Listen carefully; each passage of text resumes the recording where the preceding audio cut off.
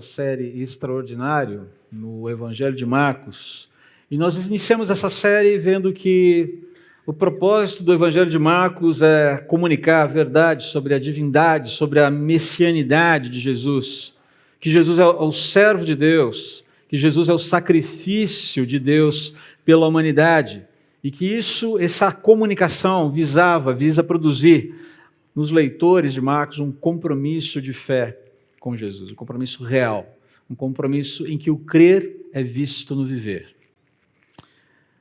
Em segundo lugar, nós vimos que esse evangelho consiste no anúncio de Jesus como Messias divino humano, o ungido de Deus, o escolhido de Deus, e cuja missão é constituir um reino divino na terra e viabilizar o acesso a esse reino através do seu sacrifício, através da sua ressurreição, concedendo perdão, concedendo justificação e reconciliação com Deus a todo pecador que se arrepende e crê nele. Esse é basicamente um resumo, uma síntese do propósito do livro, do propósito de Marcos e no que o Evangelho consiste.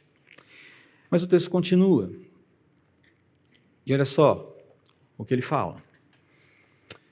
O Evangelho, recuperando aqui a informação do versículo 1, iniciou-se como o profeta Isaías escreveu. Envio o meu mensageiro adiante de ti, e ele preparará o teu caminho. Ele é uma voz que clama no deserto. Preparem o caminho para a vinda do Senhor, abram a estrada para ele. Esse mensageiro era João Batista. Ele apareceu no deserto pregando o batismo como sinal de arrependimento para o perdão de pecados. Gente de toda a Judéia, incluindo moradores de Jerusalém, saía para ver e ouvir João. Quando confessavam seus pecados, ele os batizava no Rio Jordão. João vestia roupas tecidas com pelos de camelo, usava um cinto de couro e alimentava-se de gafanhotos e mel silvestre. João anunciava: depois de mim virá alguém mais poderoso que eu, alguém tão superior que não sou digno de me abaixar e desamarrar as correias das suas sandálias. Eu os batizo com água, mas ele os batizará com o Espírito Santo. Certo dia, Jesus veio de Nazaré, da Galiléia, e João o batizou no Rio Jordão. Enquanto saía da água, viu o céu se abrir e o Espírito Santo descer sobre ele como uma pomba. E uma voz do céu disse: você é meu filho amado, que me dá grande alegria. Em seguida, o Espírito conduziu Jesus ao deserto, onde foi tentado por Satanás durante 40 dias. Estava entre animais selvagens e anjos o serviam. Esse relato, ou é a mais pura verdade, e é um relato extraordinário, ou como a gente tem falado, é uma loucura. Não há meio termo aqui. Dito isso, daqui a pouco eu volto para o texto, deixa eu dar mais uma referência cinematográfica para a gente começar a nossa mensagem aqui. Lawrence da Arábia é um clássico do cinema. Quantos de vocês já assistiram Lawrence da Arábia aqui? Puxa vida. Ok. Mas é um filmão. Sucesso das Arábias. É baseado numa história verídica de um oficial britânico famoso por suas ações militares apoiando a revolta árabe contra o Império Otomano durante a Primeira Guerra Mundial. O filme é baseado numa história verídica, as memórias de T.E. Lawrence, esse oficial britânico. E é um filme excepcional sob muitos aspectos, ok? Mas nesse filme existe uma fala muito interessante do rei Faisal I, que também é um personagem histórico, para Lawrence a respeito do deserto. E a fala é essa daqui. Acha que você é mais um desses ingleses que gostam do deserto? Doughty, Stanhope e Gordon de Khartoum, nenhum árabe ama o deserto. Amamos água e árvores verdes. Não há nada no deserto. Nenhum homem precisa disso. Aqui nas entrelinhas dessa conversa, Faisal muito habilmente detecta o romantismo de Lawrence e fala: olha, você é um romântico procurando glória. Eu sou um pragmático procurando sobreviver, procurando sobrevivência, sobreviver no deserto e ao deserto, porque o deserto é um ambiente inóspito. E ali já fica muito claro que Faisal vai habilmente utilizar esse idealismo, esse romantismo de Lawrence a favor da sua causa. Mas essa ideia aqui, não há nada no deserto, nenhum homem precisa disso. Porque na visão ordinária, na visão comum da vida, na visão debaixo do sol, o deserto é isso aí. É um ambiente inóspito, é um ambiente hostil, onde quase nada floresce, nada se desenvolve, nada prospera. Mas é no deserto que Deus se manifesta de maneira extraordinária, inúmeras vezes nas Escrituras. O deserto é um lugar de encontro para Deus. Por exemplo, a manifestação, o encontro, a manifestação de Deus e o encontro de Deus com Moisés acontece no deserto. Lembra-se do episódio da sarça ardente, ali no capítulo 3 de Êxodo? Deserto. Nesse mesmo evento, no deserto, é que Deus comissiona Moisés para seguir de volta para o Egito e libertar o seu povo. Depois que todo esse arranjo é feito, é no deserto que Arão sai para encontrar Moisés chegando no Egito.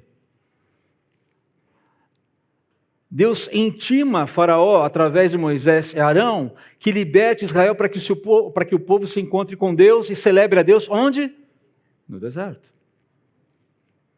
E é no deserto que Deus concede a sua lei, que Deus promulga a sua aliança com o povo. É durante a trajetória no deserto que Deus sustenta, que Ele mostra vez após vez o seu poder, a sua lealdade, a sua provisão, a sua misericórdia, a sua graça, o seu perdão, a sua salvação, o seu favor, vez após vez no deserto. Algumas coisas absolutamente essenciais sobre Deus, sobre os seus propósitos, queridos, vai florescer. Algumas coisas vão florescer, vão se manifestar, vão prosperar, vão se desenvolver no deserto. E o que Marcos afirma nesse prólogo aqui, ainda estamos no prólogo aqui de Marcos, é uma espécie de eco de Êxodo.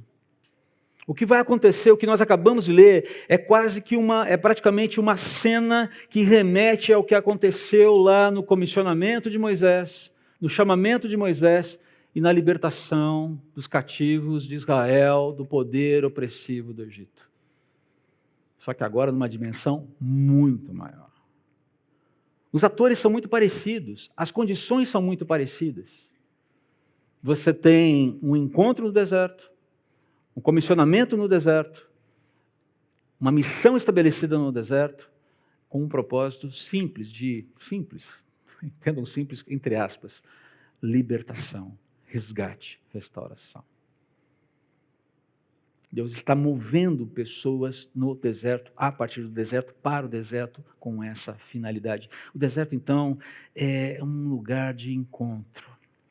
E Marcos vai afirmar nesse prólogo, nessa espécie de eco, é um eco mesmo, um segundo êxodo, por assim dizer, que algumas coisas que florescem no deserto, que a gente vai ver agora, a voz de Deus, o mensageiro de Deus, pode florescer e floresce no deserto. A mensagem de Deus é concedida no deserto. O reino de Deus é chancelado, ele é selado no deserto. Humanamente falando, o deserto não é um lugar legal para se estar. É um lugar legal para se visitar e sair rápido dali. Porque ele é morte. Mas é interessante que é no deserto que Deus faz os seus movimentos mais preciosos para a vida humana. E Ele nos chama, vez após vez, para irmos ter com Ele no deserto. É isso que está acontecendo aqui. Comecemos pela voz que floresce no deserto aqui. Olha só que interessante o que está sendo falado. Marcos é muito sintético, mas isso não significa que ele não esteja passando informações preciosas para nós aqui. Ele vai fazer uso inicialmente de dois textos. Ele associa, basicamente ele fala que é o que está escrito no profeta Isaías. Mas ele está fazendo uso de dois textos concatenados, dando ênfase para Isaías, e os autores bíblicos não tinham nenhum problema de enfatizar mais um do que outro autor para dar ênfase, para dar o direcionamento que ele achava correto e coerente segundo as Escrituras. O texto não é mencionado, os textos não são mencionados, mas eles são encontrados quando você faz um cruzamento de informações das Escrituras. A Bíblia explica a Bíblia, uma regra hermenêutica. E os textos aos quais Marcos se refere aqui são Malaquias 3:1 e Isaías 40:3. Lembra-se da série Muito Prazer, Deus? Vamos dar uma beliscadinha nela aí. O texto de Malaquias 3:1 diz o seguinte, ele não está na sua projeção, eu vou ler, preste atenção. Basicamente, em Malaquias 3:1, Deus está proclamando, ele proclama a sua vinda para acertar as contas com o seu povo e ministrar justiça, ministrar reconciliação e juízo. Olha o que o texto diz, Malaquias 3:1-5. Vejam, envio o meu mensageiro que preparará o caminho diante de mim. O mensageiro da aliança que por quem vocês anseiam certamente virá, diz o Senhor dos Exércitos. Mas quem poderá suportar quando ele vier? Quem permanecerá em pé em sua presença quando ele aparecer? Pois ele será como fogo ardente que refina o metal, como sabão forte que branqueia as roupas. Ele se sentará como refinador de prata e queimará toda a impureza. Então o Senhor se agradará novamente das ofertas do povo de Judá, estou pulando um pouquinho o texto, e do povo de Jerusalém como no passado. Naquele dia eu julgarei vocês, não demorarei para testemunhar contra todos os feiticeiros, adúlteros e mentirosos. Falarei contra aqueles que roubam o salário de seus empregados, que oprimem as viúvas e os órfãos, ou que privam os estrangeiros de seus direitos, pois essas pessoas não me temem, diz o Senhor dos Exércitos. O texto de Malaquias é muito contundente. Deus está se armando para um juízo. E esse juízo vai chegar. E isso é dito cerca de 400 anos antes de Cristo. Mas percebam que há aqui uma informação. Envio o meu mensageiro que preparará o caminho diante de mim. Há uma referência clara a um ministério profético que é muito parecido com o ministério profético de Elias, que viveu no século 9 a.C., por conta da sua contundência, uma mensagem de juízo que visava trazer arrependimento para o povo. E caso houvesse arrependimento, Deus acolheria e reconciliaria consigo o arrependido. A mensagem de juízo nunca vem desacompanhada de uma oferta de resgate. Ok? É importante que nós entendamos isso. Mas esse texto está concatenado, Marcos faz uma amarração de Malaquias 3:1 com Isaías 40:3, que é o texto que ele dá mais ênfase aqui. Ouçam, uma voz clamam, abram caminho no deserto para o Senhor, preparem para o nosso Deus uma estrada reta na terra desolada, Isaías 40:3. Então quando você olha essa pequena síntese, ele está falando de uma visitação de Deus, que vem para ministrar juízo, mas também reconciliação e justiça. Um ato único que visa lidar com as duas possibilidades aí. E essa voz marca, prenuncia a proximidade, a iminência da presença do próprio Deus ao homem para essa ministração. É Deus quem veio para ministrar. Ele vem e se faz presente. Não é uma coisa lá de cima, lá de uma torre de marfim, não. É uma presença física, uma presença real, uma presença que pode ser percebida. E sempre com essa ideia de trazer juízo, mas também fazer justiça e trazer redenção mediante o arrependimento. É interessante a gente ter isso em mente. João 3, o Evangelho de João, o próprio João Batista menciona, ele fala isso no último versículo do capítulo. Ele fala assim, quem crê no Filho de Deus tem a vida eterna. Quem não obedece ao Filho não tem a vida eterna, mas a ira de Deus permanece sobre ele. Então, entendamos o seguinte, a ira de Deus já está colocada. Ela não está executada, mas ela já está colocada. É uma questão de tempo, até que ela seja executada. E ao mesmo tempo em que ela está colocada, esperando ser executada, a oferta de graça, a oferta de perdão, a oferta de redenção continua valendo. Esse é Deus, que trabalha em prol da sua santidade, mas trabalha em prol também da vida da sua criação. Então a ideia é que o sentido desse preâmbulo, desses 2 primeiros versículos aqui é preparar o caminho, abrir a estrada, comunicar essas disposições irrevogáveis de Deus. Agora, perceba de onde vem essa voz. De onde ela se origina? Deserto. Por que será deserto? A gente vai chegar lá. Mas perceba, está lá no deserto. É uma voz que está no ermo. Ela não está no meio da cacofonia da cidade. Ela é uma voz que chama para um encontro fora de um contexto de distrações. É interessante isso. Mas vamos lá, vamos para frente. E a gente vai amarrando isso aos poucos. É nisso que vai consistir basicamente a mensagem de João. Basicamente é nesse sentido que você percebe aqui a amarração, é nisso que vai consistir a mensagem de João, é nisso que a gente vai, é João que concretiza essa promessa, essa profecia feita ali em Malaquias capítulo 3 e Isaías capítulo 40. João é identificado como esse mensageiro. A questão é quem é João Batista. Estou dando um pulinho aqui para a gente ganhar um pouquinho de tempo. Primeiro, e tenha em mente os ecos do Êxodo. A cena lá, Moisés, uma família araônica, uma família levita, o irmão Arão, a irmã Miriam, família que fazia parte da tribo que tinha sido comissionada por Deus de serem o quê? Os sacerdotes, os adoradores, aqueles que fazem a intercessão entre os demais israelitas e Deus. O povo comissionado para servir a Deus, servindo o povo em nome de Deus. Basicamente, digamos, a classe religiosa ali de Israel. Tenhamos isso em mente. Quando a gente vai analisar a história de João Batista, você vê que ele tem pais da linhagem araônica. Basicamente, eles descendem de quem? Arão, irmão de Moisés. Zacarias e Isabel. É informado para a gente em Lucas capítulo 1, versículo 15, que esse homem, na verdade essa criança que está sendo gerada, será grande aos olhos do Senhor. É informado que ele foi cheio do Espírito Santo de Deus desde o ventre da mãe. Você se lembra do encontro de Isabel com Maria, no capítulo 1 de Lucas? Quando as duas estavam grávidas? Um encontro muito interessante. Ele é o precursor do Senhor no poder de Elias. Ou seja, a mensagem de João Batista teria o mesmo impacto na sociedade, na nação, na vida das pessoas, o mesmo tipo de impacto ou mais do que a mensagem de Elias. João Batista também é parente de Jesus. Qual o grau de parentesco? Não é possível saber ao certo, mas eram parentes. E é interessante que no encontro maravilhoso dessas duas mães, vamos aproveitar esse momento aqui para falar do Dia das Mães, há um encontro maravilhoso de duas mães grávidas ali. Então logo Maria recebe a informação de que conceberá do Espírito Santo o Filho unigênito de Deus, ela se retira do seu contexto e vai visitar Isabel.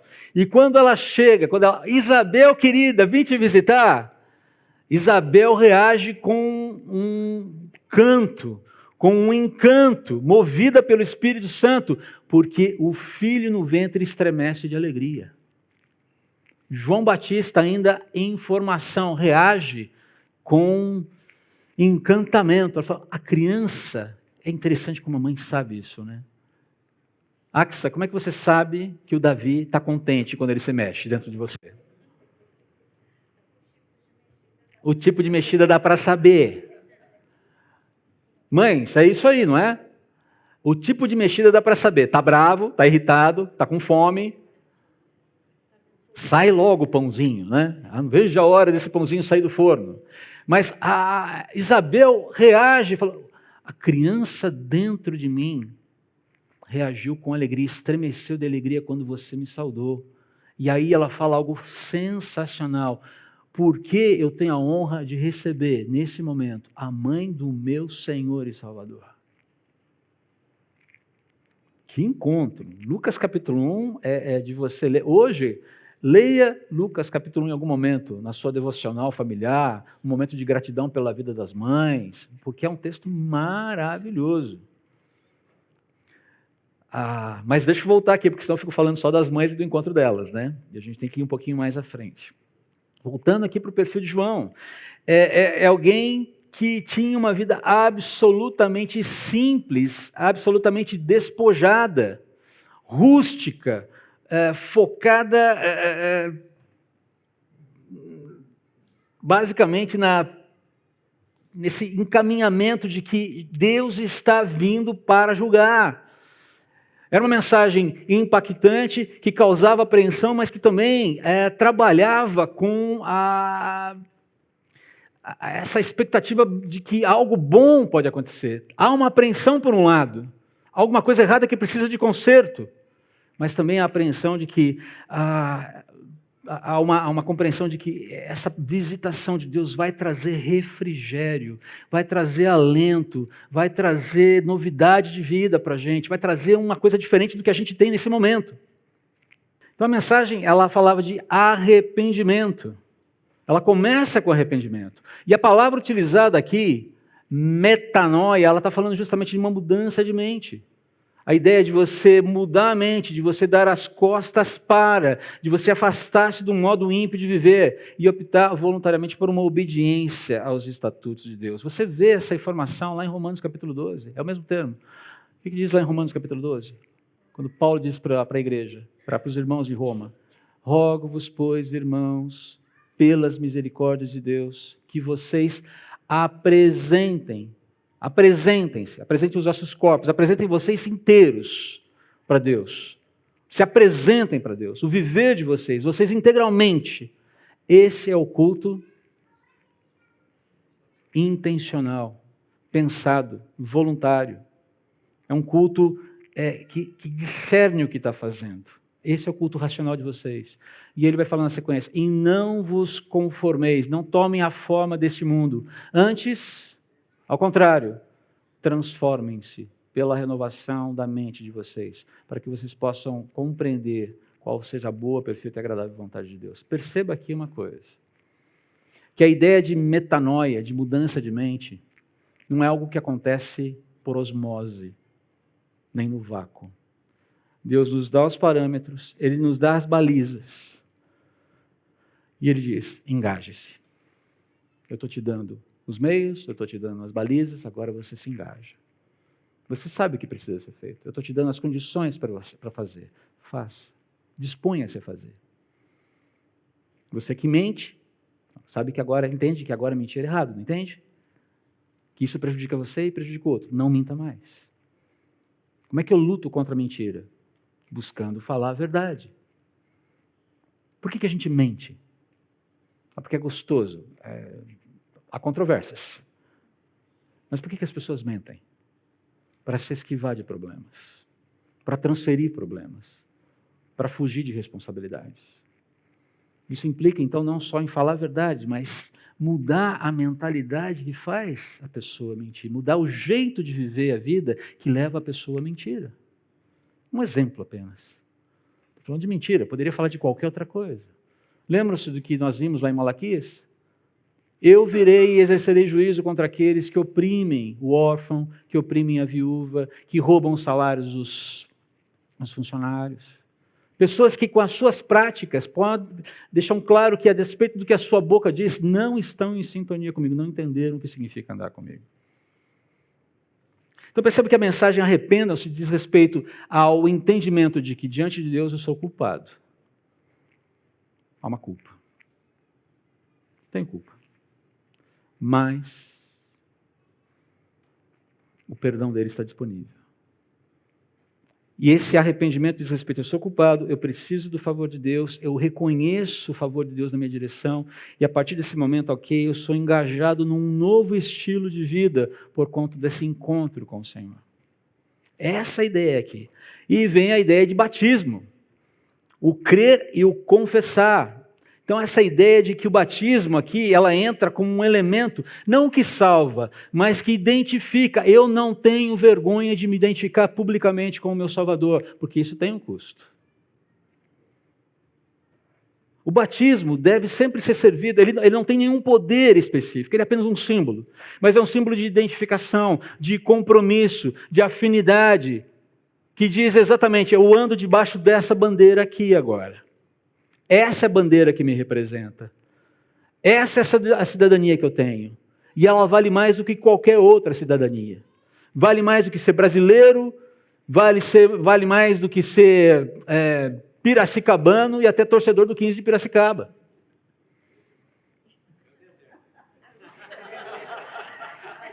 Há controvérsias, para alguns é o paraíso. Não é verdade, Flávia? Não é verdade, Anselmo? Olha lá. É o céu na terra, mas tem coisa melhor que isso. O Dario segurou, agora que eu vi. Brincadeira essa parte, queridos, é isso. Qual é a bandeira com a qual eu me identifico? Qual é a bandeira que identifica você? No batismo, eu estou identificado com Cristo. Quando eu falo, o simbolismo do batismo é muito bonito, porque ele diz que nós estamos morrendo para o mundo para viver com Cristo. Não significa que vamos sair do mundo, que vamos tirar férias do mundo, que vamos agora, na primeira oportunidade, pegar o SpaceX mais barato e seguir para Marte, ou para a Lua, ou seja lá para onde for. Significa que, a partir de agora, a métrica que rege a minha vida é a métrica do reino de Deus, inclusive algo que vai surgir daqui a pouco aqui no texto, ou vai dar um indício de que vai surgir.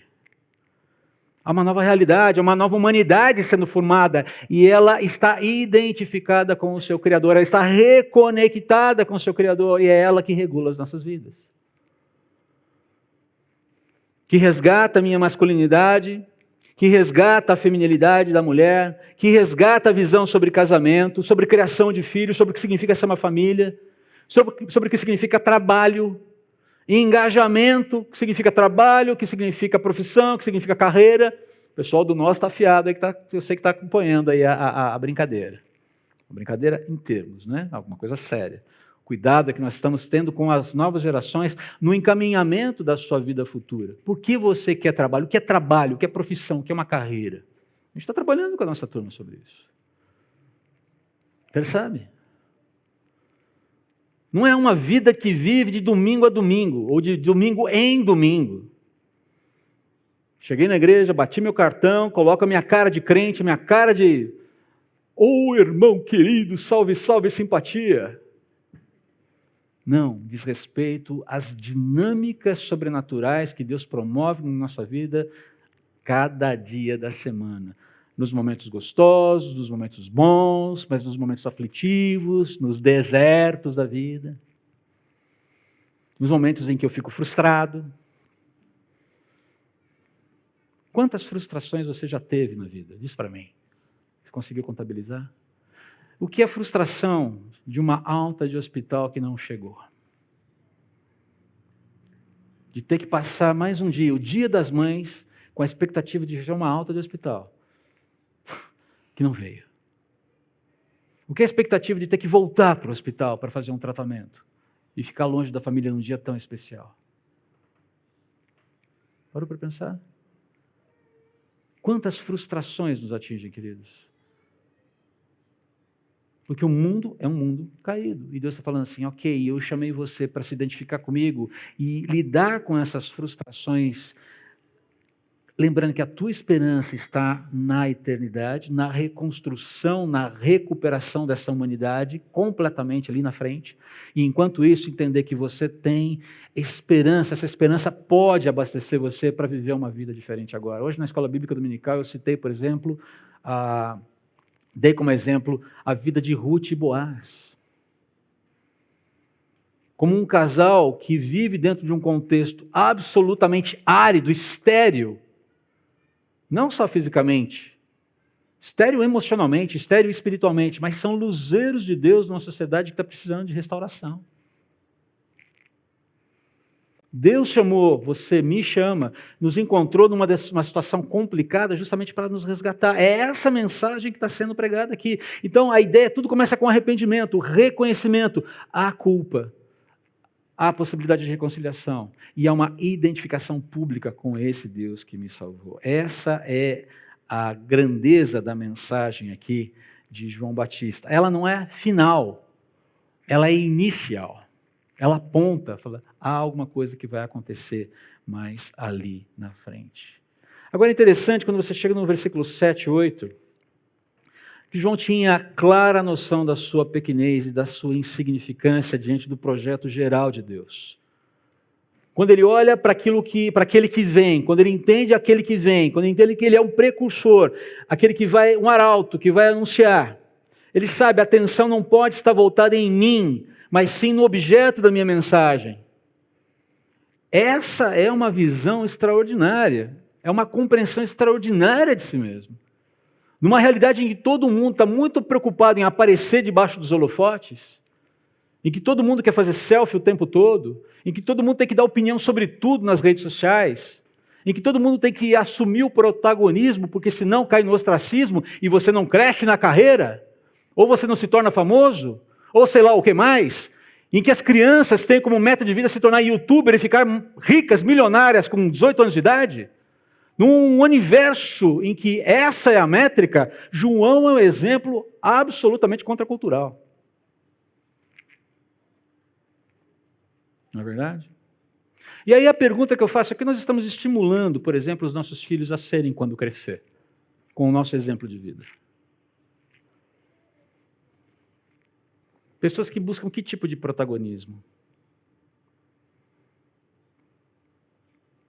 É impressionante, né, que nós investamos tantos recursos, tanto tempo, para que eles tenham um protagonismo nesse mundo debaixo do sol, mas muitas vezes nos esquecemos de investir nas dinâmicas para a geração de uma piedade que gere protagonismo que vai ter efeitos eternos depois.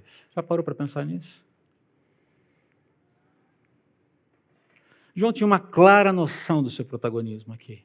É um protagonismo, é contundente, é grandioso, mas é localizado e nem chega aos pés daquele que realmente é o objeto da minha mensagem, que é o próprio Deus encarnado.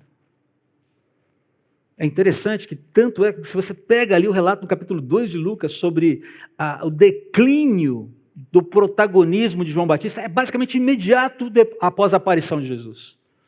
Jesus aparece, os discípulos de João chegam para ele e dizem, mas João, o negócio é o seguinte, sabe aquele cara que você batizou outro dia aqui no Rio Jordão? Está do outro lado lá batizando e está todo mundo indo para ele. Cara, está esvaziando aqui a fila. Ele falou, convém que ele cresça e eu diminua. Eu sou amigo do noivo, eu não sou o noivo. Eu falei isso para vocês. Que noção do seu papel, que compreensão do que eu estou fazendo aqui nessa terra. Forjada no deserto. Não vou entrar nos pormenores da vida pregressa de João aqui. Há muita especulação. Mas é interessante ver, e eu acho que esse é o grande ponto aqui, nesse trecho, é a informação que ele dá. O meu batismo é um batismo simbólico. Ele diz respeito a um movimento de disposição, de rendição.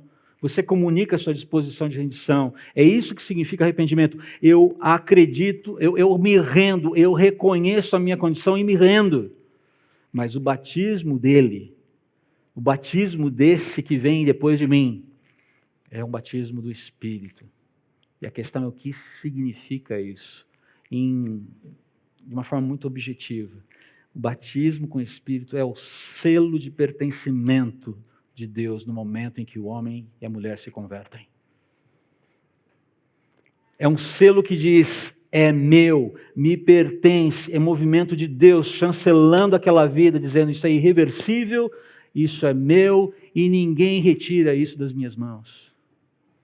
É uma garantia dada pelo próprio Deus, sustentada pelo caráter dele, de que você é meu e nada vai te tirar das minhas mãos. É isso que é o selo do Espírito, é isso que é o batismo do Espírito, é você ser introduzido na realidade da família de Deus, pelo poder do Espírito Santo, e nada mais te tira de lá. Posso ouvir um amém? Amém. Mas por fim, é importante entender aqui que há indícios claros já dos encaminhamentos de Deus para o reino que será anunciado, que será inaugurado. Esse reino ele está sendo chancelado nessa passagem do Senhor Jesus, essa orientação do Senhor Jesus para o deserto. É interessante que no primeiro momento Jesus vai até João para ser batizado. Os evangelhos também dizem que quando Jesus chega para ser batizado por João, João fala, peraí cara, ô primo, vem cá.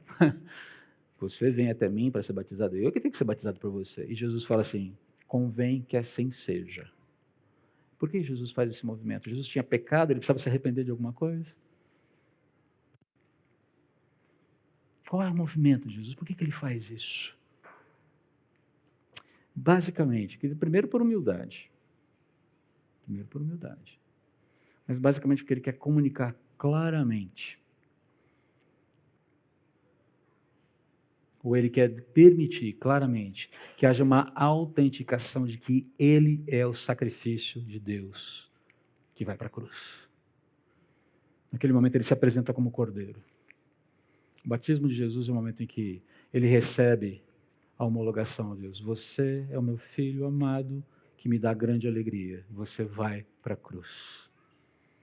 Você me dá alegria, não porque você vai sofrer, não porque eu tenho prazer com o seu sofrimento, mas eu tenho alegria em ver o que o seu sofrimento vai gerar. O seu sofrimento vai gerar vida, o seu sofrimento vai gerar restauração, o seu sofrimento vai gerar reconciliação, o seu sofrimento vai gerar uma família maravilhosa. Jesus se apresenta ali como cordeiro autenticado. Não porque tem pecado, não porque precisa se arrepender, mas como estou aqui. É por isso que ele recebe a autenticação divina. Há um momento de autenticação ali. A messianidade de Jesus. O sacrifício de Jesus como cordeiro pascal de Deus, como aquele que será sacrificado. A sua divindade, a sua perfeição são autenticadas pelo Pai e pelo Espírito Santo aqui nesse momento. É interessante porque se você percebeu, nesse texto você tem a presença das três pessoas da Trindade. O Pai, o Filho e o Espírito Santo. Se alguém perguntar para você, como assim Deus Trino? Me mostra um texto da Bíblia que mostra que Deus é três. Abra lá em Marcos capítulo 1 e leia. Está lá.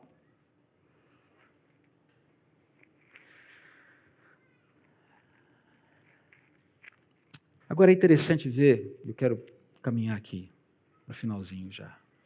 Se você olhar aqui em seguida esse momento de reconhecimento, de autenticação, o Espírito conduziu Jesus ao deserto, onde foi tentado por Satanás durante 40 dias. Estava entre animais selvagens e anjos o serviam. É interessante ver aqui, esse ponto foi o ponto que eu acabei de tratar, ok? No deserto, muitas vezes quantas vezes eu ouvi as pessoas falando assim, o Espírito Santo pegou Jesus pela mãozinha e falou, eu sei que vai ser difícil para você agora, querido filho, mas agora nós vamos para o deserto e você vai sofrer horrores na mão do capeta. Como se a condução do Espírito Santo de Jesus ao deserto fosse meramente uma aprovação, para uma aprovação. Não é. Jesus é conduzido para o deserto, porque ali há comunhão com o Pai. A condução, o estar primariamente no deserto, é se livrar de todas as perturbações para estar em comunhão com o Pai. Primariamente, essa é a função do estar no deserto. Essa é a função, essa é a razão do Espírito ter conduzido Jesus ao deserto. Mas é interessante aqui, que na sequência, o deserto, na sequência da comunhão, você tem a aprovação, a tentação, na verdade. E essa tentação, ela também tem uma finalidade muito, muito preciosa, que é confirmar, que é autenticar a santidade, a perfeição do segundo Adão. Jesus é o segundo homem perfeito. Homem, varão. Mas representando a raça também. O primeiro foi Adão. Mas esse homem perfeito não teve a sua santidade confirmada. Na prova ele cai, ele não passa. Jesus precisa mostrar que ele é o segundo, que ele é o homem perfeito que vai passar pela prova. que vai mostrar claramente que ele é superior, que a sua perfeição, que a sua santidade dão conta de redimir a humanidade, colocar a humanidade nos eixos novamente. E em decorrência dessa intimidade com Deus, com o Pai, que essa santidade, essa perfeição de Jesus é vindicada ao final da sua tentação. É esse movimento de comunhão com o Pai no deserto que o alimenta, que o sustenta, apesar de estar jejuando, para poder enfrentar as provas que ele tem ali pela frente. Com isso ele vai deixar claro a supremacia do reino de Deus sobre todos os sistemas de poder existentes. No deserto, o reino de Deus declara a sua superioridade sobre Satanás e o reino dos homens. É basicamente isso que acontece. Quando Satanás é vencido, fica claro que o reino de Deus é muito superior a qualquer estrutura de poder mundana, porque toda estrutura de poder mundana está nas mãos, temporariamente, de um sujeito, de um indivíduo, de um ser chamado Lúcifer, Satanás. E ele não tem competência, ele não tem condições de competir com o que vem pela frente.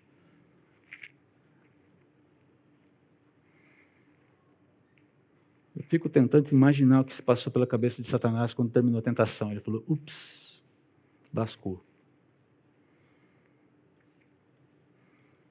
Falou, agora o bicho vai pegar. E é por isso que à medida em que a história do ministério de Jesus vai passando, você vai vendo cada vez mais pressão, pressão, pressão, pressão. Ao ponto de chegar na cruz, e eu creio que Satanás não tem a menor ideia do que vai acontecer na sequência. Morreu. Ok. Mas o domingo chegou, né? E quando a tumba foi vista vazia, esse ser miserável, desgraçado, percebeu que os dias dele estavam absolutamente contados. Talvez ele tenha entendido ali. Ou não, não sei. Ele é louco. O reino de Deus cravou as estacas na superioridade, achada superioridade do reino das trevas, e mostrou para o reino dos homens o que de fato o reino dos homens vai se tornar um dia. Queridos, para a gente terminar aqui, deixa eu colocar algumas sínteses aqui desse texto, que é bastante rico. Pensando um pouquinho na mensagem de João Batista e no que ela significou dentro do contexto do Evangelho, do prenúncio do Evangelho. O arrependimento genuíno é necessário para uma reconciliação com Deus. O arrependimento genuíno seguido de confissão de fé íntima e pública em Jesus Cristo, através do batismo que vai evidenciar a salvação de alguém. Tem sido muito perturbador ver pessoas se aproximarem do Evangelho e falarem que creem em Jesus, mas não mencionarem nos seus relatos de conversão a palavra arrependimento. Eu entendi a minha culpa penal diante de Deus.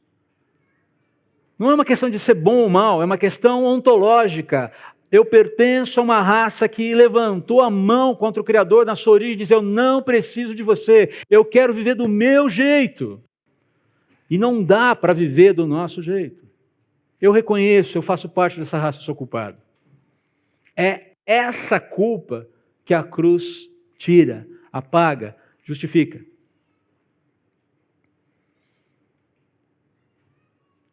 Mas esse crer tem que ser atrelado a esse viver, um crer que afeta a vida. Estávamos conversando ontem entre amigos, num grupo de estudos bíblicos, na casa dos primos. Falavam sobre o crer necessariamente implica fé ou não? Não necessariamente. Não necessariamente. Satanás crê em Deus, acredite. E nem por isso ele tem fé. E nem por isso ele é salvo.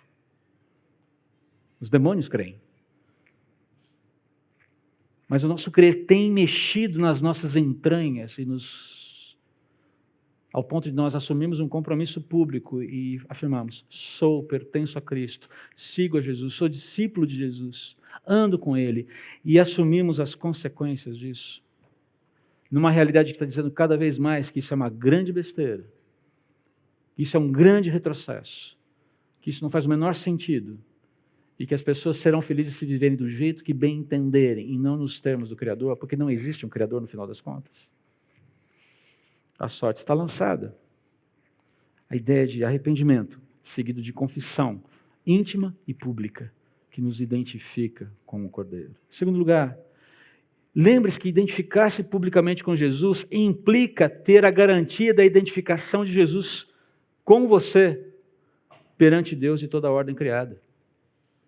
Ele fala sobre isso lá em Lucas capítulo 12. Tem uma coisa estranha que apareceu no slide. Capítulo 12, versículo 8. Quem me reconhecer perante os homens, eu reconhecerei perante o Pai e os anjos. Se você quer reconhecimento de Jesus, identifique-se com Ele. Se você quer ser identificado com Jesus, quer que Jesus se identifique com você, não tenha medo, não tenha vergonha de se identificar com Ele.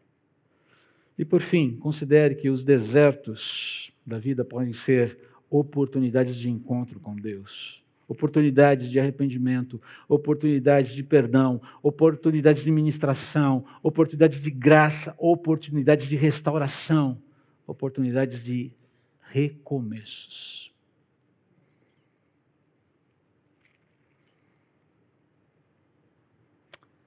Dia das Mães não é um dia de deserto, mas talvez seja deserto para algumas mães aqui,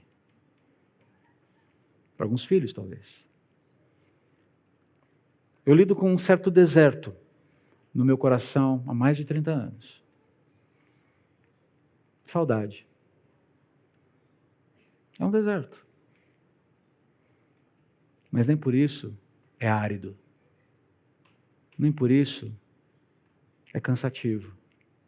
Nem por isso é terrível. Nem por isso é desestimulante. Sinto falta de alguém há mais de 30 anos. Tem lá um lugarzinho no coração que sempre foi dela. É um dos desertos. Talvez o deserto hoje seja ter que enfrentar o hospital para comemorar o Dia das Mães. Talvez o deserto seja lidar com a comemoração de um dia tão especial como esse, tendo um diagnóstico estranho.